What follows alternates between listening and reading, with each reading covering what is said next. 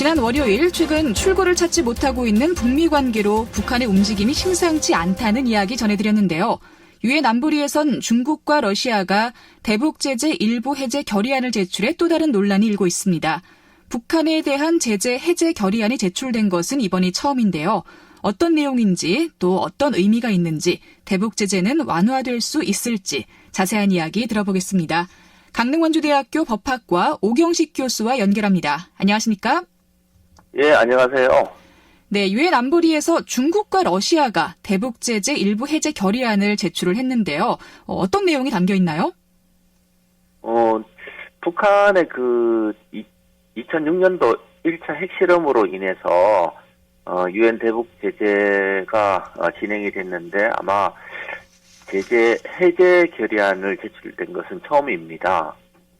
이것으로 인해서 국제사회에서 대북 제재의 어떤 균열이 생기지 않을까라는 걱정을 하는 경우가 있는데요.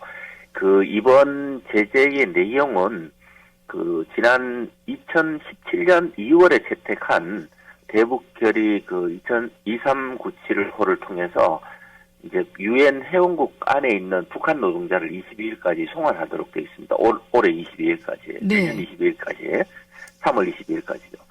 그래서 이런 것들을 해제하고 북한으로 돌아가지 않도록 하고 또 북한의 주요 수출품인 해산물과 의류 수출이 재개되도록 하고 또 남북 간 철도를 협력 프로젝트를 제재 대상에서 면제하자라는 그런 내용이 되겠습니다. 네. 그렇다면 중국과 러시아가 왜 이런 대북 제재 해제 결의안을 제출한 건지 그 의도가 굉장히 궁금하거든요. 예, 아마도 해제 결의안이라기보다는 일부 완화된 결의안이라고 할 수 있는데요. 유엔 안보리 제재 중에서 전체 중에서 아주 일부를 해제하는 것입니다. 네. 명목상으로는 우리가 중국과 러시아는 대북 제재에 동참하고 있지만 사실상 소극적으로 대응을 하고 있어요. 그래서 유엔 대북 제재 하나의 허점과 구멍 이런 식으로 이야기하시는 분도 많이 있는데 이 형태 명목상으로는 중국과 러시아가 워싱턴과 평양의 대화를 촉진시키고 북한 주민의 인도적 지원이라는 어떤 명목을 내세우고 있지만 결국은 중국, 러시아의 자국의 이익을 위해서 이번 해제안을 낸 게 아닌가 이렇게 보고 있습니다. 네. 결국은 북미 비협상 협상에 그동안 중국과 러시아가 목소리를 내지 않았잖아요. 네. 근데 요번에 미국과 힘겨루기로 나서려고 하는 어떤 전초전이다 이렇게 생각하면 되겠습니다. 그렇군요. 그럼 구체적으로 이렇게 대북 일부 해제 결의안을 제출하면서 중국과 러시아에 어떤 이익이 돌아가는 건가요? 결국은 중국과 러시아도 북한 핵이 폐기되기를 원하고 있죠. 근데 이제 중국의 경우에는 그동안에 북한에 대해서 여러 가지 산업이라든지 자원이라든지 이런 것들을 대북 제재에 소극적으로 대처하면서 이익을 취하고 있었는데 네. 조금 더 미국과 중국의 지금 무역 전쟁을 하고 있지 않습니까? 그래서 미중 간의 무역 전쟁에서 중국이 하나의 외교적으로 인센티브라든지 어떤 전략적인 어떤 선제를 가지고 있으려고 하는 지지가 있고 네. 러시아의 경우에는 극동 지역에서 러시아의 경우는 역할이 그동안에 좀 미미했습니다. 그래서 이번에도 러시아는 자국의 이익을 위한 어떤 정치적인 어떤 결단을 위해 가지고 중국과 협력을 하는 것이라고 볼 수 있습니다. 그렇군요. 이번 대북 제재 해제 결의안을 보면 철도 도로 협력 프로젝트를 제재 대상에서 면제해달라 이렇게 우리 정부와도 좀 관계가 있더라고요.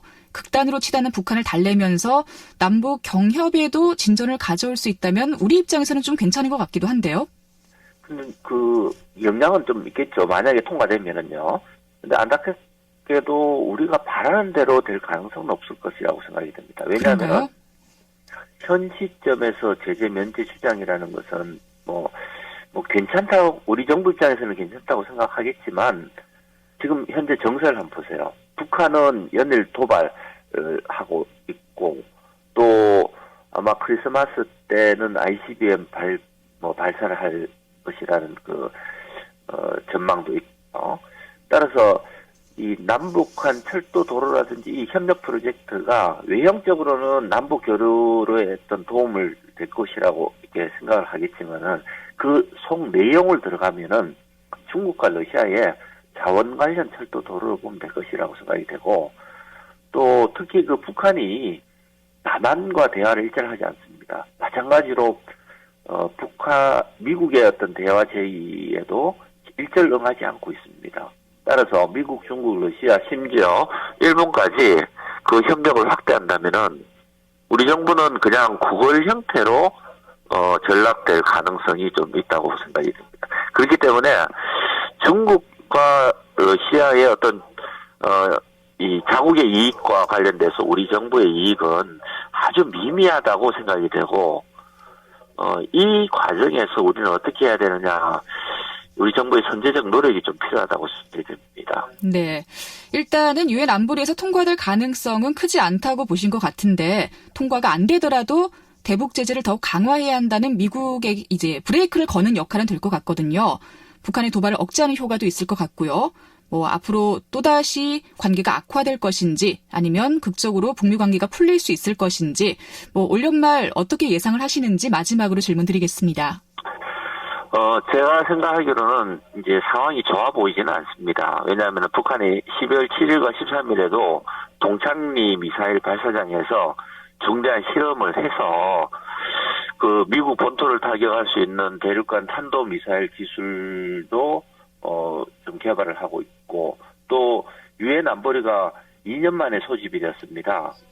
이거는 미국의 요구로 소집이 되었는데 미국 간의 군사적 대결이 재현되고 있는 상황에서 중국과 러시아가 선제적으로 북의 이익을 위해서 제기되었고 이런 북한 비핵화 문제를 중심으로 하는 주변 강대국들 간의 실리적 이익이 우리 정부 입장에서 봤을 때 상황이 좋아 보이지는 않고 이럴 경우에 우리는 어떻게 해야 되느냐 하면은 결국은 한미일 안보를 전제로 해서 중국과 러시아의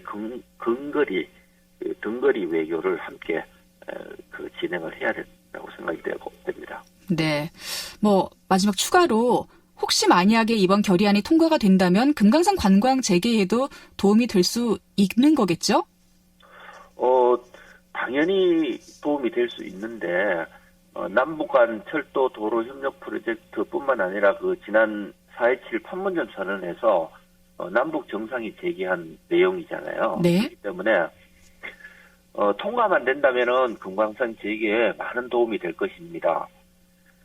결국은 그 대북 제재의 가장 큰 줄기가 그 금강산강에 가로막는 가장 큰 줄기가 바로 유엔 대북 제재 결의안이죠. 네. 그렇기 때문에 아마 도움이 될 것이라고 생각이 됩니다. 알겠습니다.